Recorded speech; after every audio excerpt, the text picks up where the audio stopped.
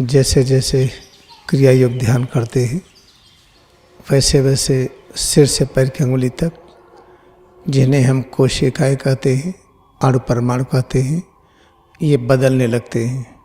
किस प्रकार बदलते हैं, क्या होता है?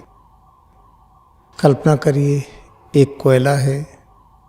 जब कोयला से अग्नि का स्पर्श होता है तो कोयला रूपांतरित होता है। वही कोयला अग्नि से स्पर्श के बाद लाल रंग का होता है।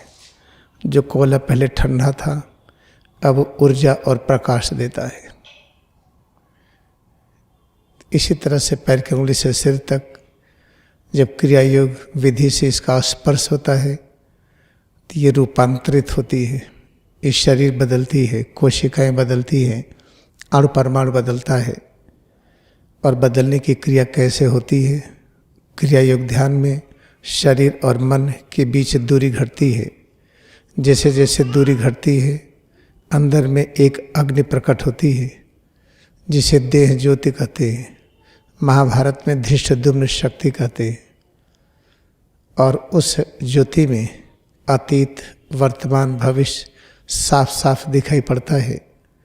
जब ज्योति अच्छी तरह से जलने लगती है तो हम ही संजय के रूप में हो जाते हैं। श्रीमद् भगवद गीता में जो संजय उवाच है, संजय की दृष्टि क्या है? वो अतीत भी देख रहे हैं, वर्तमान में भी हैं और भविष्य भी देख रहे हैं। तो जब हम क्रिया योग ध्यान करते हैं तो यह अलौकिक घटना घटित होती है। पैर की उंगली से सिर तक ये रूपांतरित होती है। लेकिन एक घटना और होती है, इस रूपांतरण का विरोध होता है। जिस प्रकार कोई टेबल है या कोई पत्थर का टीला है, उसको खिसकाइए तो विरोध करेगा, इसलिए बल लगाना पड़ता है।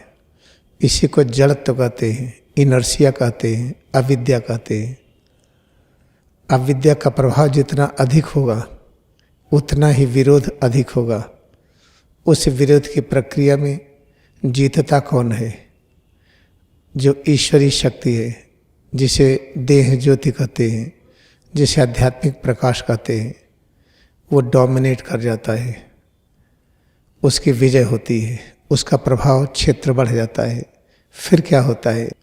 शरीर के अंग बदलते हैं।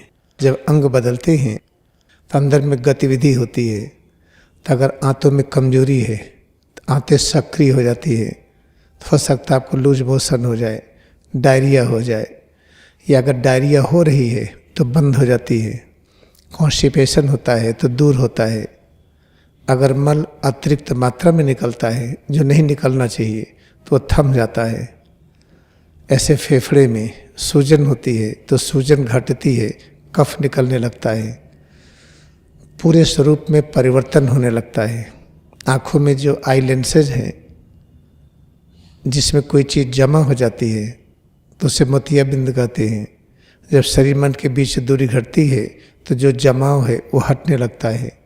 हार्ट की कोरोनरी आर्टरी है जिसमें ब्लॉकेड होता है। जब शरीर मन के बीच दूरी घटाइए तो ब्लॉकेड वो ऊर्जा के रूप में बदलता है। वह एक ऐसी शक्ति होती है जिसको हम न्यूट्रिशन कहते हैं, पोषक तत्व कहते हैं। तो जब अभ्यास के द्वारा ऐसा कोई परिवर्तन हो तो उससे आप भयभीत न हो, तुरंत आप हमसे बताएं, आपकी शंका का समाधान होगा। लेकिन अगर क्रिया योग ध्यान छूट गया तो याद रखिए, अगर छूट गया तो फिर इस जन्म में मिलने वाला नहीं है।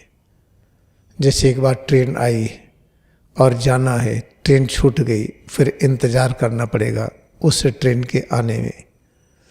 अगर क्रिया योग ध्यान में लगे हैं, अगर छूट गया फिर पकड़ने में दिक्कत होती है। इसलिए इसका अभ्यास छोड़े ना। जो भी परिवर्तन होता है